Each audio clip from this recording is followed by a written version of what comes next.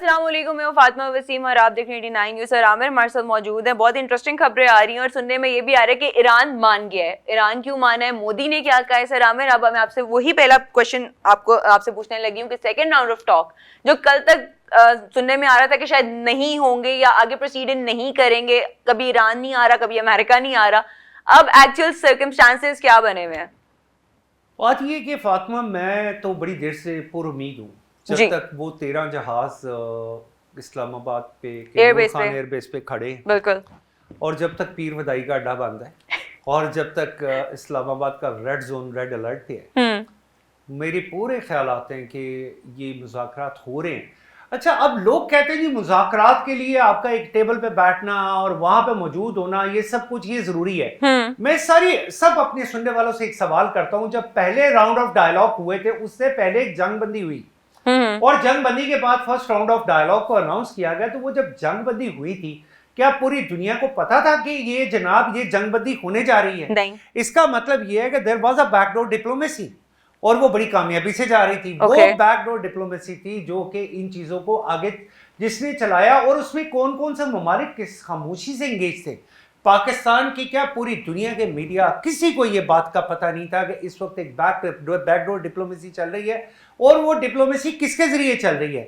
Today I want to tell you, yes, China also provided a five points agenda, and that agenda was very workable.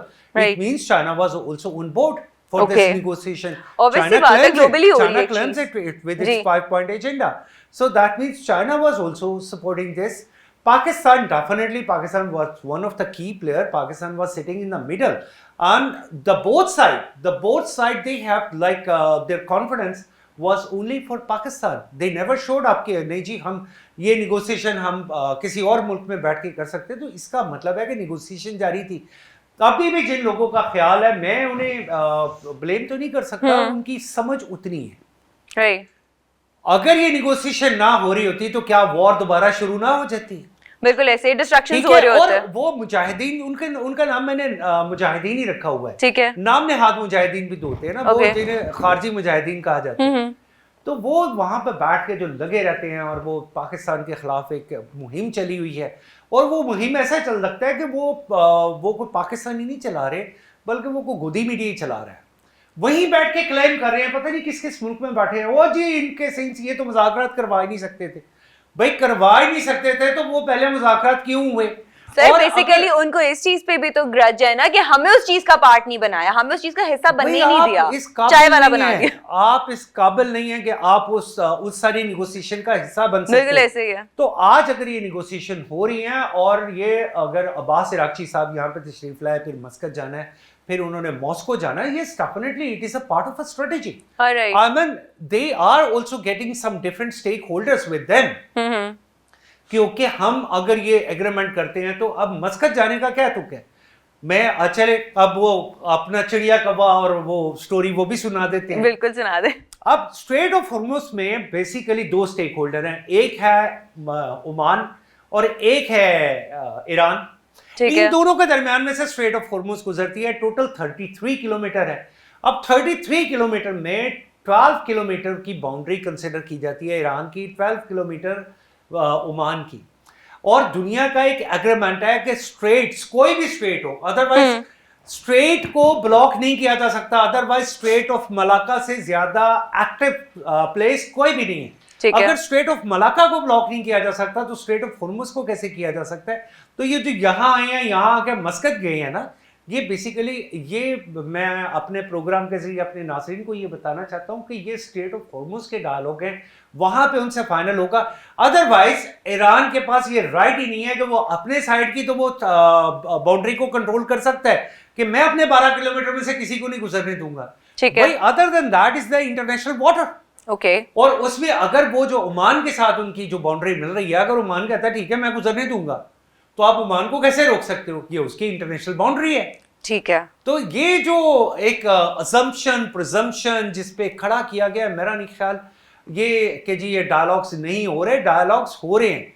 वो strategical, देखिए मैं एक बात कहता हूँ अपने नाज़रीन से कि वो स्ट्रैटेजिकल डायलॉग जो आपको नज़र आ रहे हैं, जिनमें आपको पता है कि कौन बैठा है कौन नहीं बैठा, वो तो स्ट्रेटेजिकल डायलॉग होते ही नहीं है। स्ट्रेटेजिकल डायलॉग तो होते ही वो हैं कि जो एक हिडन पसे पर्दा सारा सीन चल रहा हो, तो उसमें अगर चल रहा है तो डेफिनेटली इसका मतलब है डायलॉग्स हो रहे हैं, it may come with kind of a conclusion and that conclusion will be here. Right, so sir ये कब से स्टार्ट हो रहा है सेकंड राउंड ऑफ टॉक भी, और दूसरा ये कि क्या ईरान मान गया? ये क्वेश्चन नहीं है, सेकंड राउंड ऑफ डायलॉग्स शुरू हो चुका है फातिमा, हम ये नहीं भाई कह क्या सकते। ईरान मान चुका है सर? तो फिर ईरान के जो अब्बास इराक़ची साहब पाकिस्तान तशरीफ लाए हैं, आपका क्वेश्चन मैं इसे कहूंगा डिफॉल्टेड है। ओके, अगर वो पाकिस्तान तशरीफ लाए हैं, वो यहाँ पे क्या करने आए हैं? वो पाकिस्तान के क्योंकि साथ पहले इससे पहले वो मान नहीं रहे थे, भाई किस शराइत पे आप माने? बात को समझे ना फातिमा, मैंने क्यों कहा कि वो एक डिफॉल्टेड क्वेश्चन है। ओके, आप कह रही है कि जी वो मान चुके हैं, वो माने नहीं। अगर कोई बंदा मेरे इस बात पे माना नहीं कि मैं तुम्हारे लिए डिनर होस्ट करता हूं, तो वहां पे क्या करने आया? ठीक है, तो ये इसलिए मैं इसको एक other side of the question इसको पे नहीं लूंगा। वो मान चुके हैं तो वो पाकिस्तान आए हैं। राइट, तो क्या पॉसिबिलिटीज हो सकती हैं? पॉसिबिलिटीज देखिए, आप स्ट्रेटेजिकल डायलॉग्स को कभी भी 21 दिन 5 दिन 21 घंटे या 2 दिन या 1 दिन में कभी समाप्त नहीं कर सकते। स्ट्रेटेजिकल डायलॉग तो जब भी होते हैं, मतलब आपके पास कितनी एग्जांपल्स है, वियतनाम वॉर के स्ट्रेटेजिकल डायलॉग्स महीनों में नहीं सालों में चले हुए हैं। राइट, तो उस वक्त आप क्या कहेंगी कि जनाब ये अभी आए हैं, सभी आगे बैठे हैं, अभी उन्होंने सिग्नेचर की हैं? ऐसे तो नहीं ना होता फातिमा। ये तो मैं समझता हूँ कि जो लोग ऐसा सोचते हैं वो उनको अपनी थोड़ी सी जो है ना अपना आईक्यू लेवल थोड़ा बेहतर करने की जरूरत है। और राइट सर, और मोदी ने एक कुछ कहा है, उसने बहुत नाजेबा वर्ड्स इस्तेमाल किए, उसके बारे में आप क्या कहेंगे? अच्छा, मोदी ने तो जो नजेबा वर्ड इस्तेमाल किए जो अमेरिकन ने मोदी के लिए जो नजेबा वर्ड, यानी कि मोदी के लिए नहीं बल्कि इंडियंस के लिए, बल्कि उसने उन्हें कहा जिस तरह का उन्होंने वर्डिंग यूज की है, एक्चुअली ठीक है, Modi is not our friend, Indians we don't like them और व्हाटएवर, ठीक है, लेकिन किसी भी मुल्क को, किसी भी कौम को, और खाली उन्होंने they did not use only for India but also similarly for China. अब उनको उन्होंने जिस तरह एक वर्ड यूज किया, मैं तो वो वर्ड यूज भी नहीं करना चाहता, ये एक अच्छी बात नहीं है। Right. अब मोदी साहब ने एकदम बैठ के ये कह दिया कि वो जी देखें जी ये तो जनाब बिल्कुल एक जहन्नुम के फला फला फला है। मतलब आप उस कंट्री को, आपकी हिस्ट्री, अमेरिका की हिस्ट्री 250 साल पुरानी है। आप उन ममालिक जिनकी हिस्ट्री 5000 10,000 साल पुरानी है, क्या 16th century, 17th century, 18th century, 19th century तक दुनिया की जीडीपी का 25% अगर चाइना प्रोड्यूस करता था तो 25% ही इंडिया से होता था, यानी पूरी दुनिया का की जीडीपी का 50% इन दो कंट्रीज का था। हम भी किसी दौर में उसी सब कॉन्टिनेंट का पार्ट रहे हैं। यहां से भी ट्रेड होती थी, यहाँ पे वही धोखा दे कौम आई, वही जिन्होंने बन के तो ताजिर आए थे, फिर हमारी ही प्रॉब्लम्स को उन्होंने एक्सप्लॉइट किया। तो आज आप उन सबको कह देते हैं कि जी वो अब अच्छा, फिर एक अमेरिकन को भी ये बात पूछा जा सकता है कि वेयर इज योर हिस्ट्री? आप जरा अपने बारे में बता दें, उन रेड इंडियंस के साथ आपने क्या सलूक किया था, उनको कैसे मारा था, उनको कैसे धकेला था, उनकी नस्लों को कैसे खत्म किया था। आज वो रेड इंडियंस कहाँ रहते हैं, उनकी परसेंटेज क्या है? तो अगर आपको इतना ही हिस्ट्री का और इतना ही आपको ये शौक है ना, तो सबसे पहले अपने गिरेबान में देखें। किसी को ये कहना, कोई भी हो, आप उसे जब ये कहते हैं कि यू एज अ नेशन, तो what you did as a nation. Okay, आप कहते हैं कि अमेरिका नहीं है तो पूरी दुनिया खत्म हो जाती है, ऐसा नहीं होता। अमेरिका है या नहीं है, दुनिया अपनी जगह पे मौजूद थी और मौजूद रहेगी। अच्छा सर, ये सिर्फ इंडिया को नहीं, चाइना को भी बोला गया है, इसके बारे में आप क्या कहेंगे? देखिए, चाइना का अब आप देखें कि टेक्निकली अमेरिका मकरूज है। और टेक्निकली कितने का मकरूज है? वो कहते हैं जी कि अमेरिका की जीडीपी का बहुत बड़ा हिस्सा। अब वो मकरूज किस चीज पे है? चाइना आज कहता है जी कि प्रेसिडेंट ट्रंप के ऑफिस के अंदर जो सामान पड़ा है ना, वो मेड इन चाइना है। प्रेसिडेंट ट्रंप के ऑफिस के अंदर। ओके, तो ये उनकी डिपेंडेंसी की एक पहली एग्जांपल है।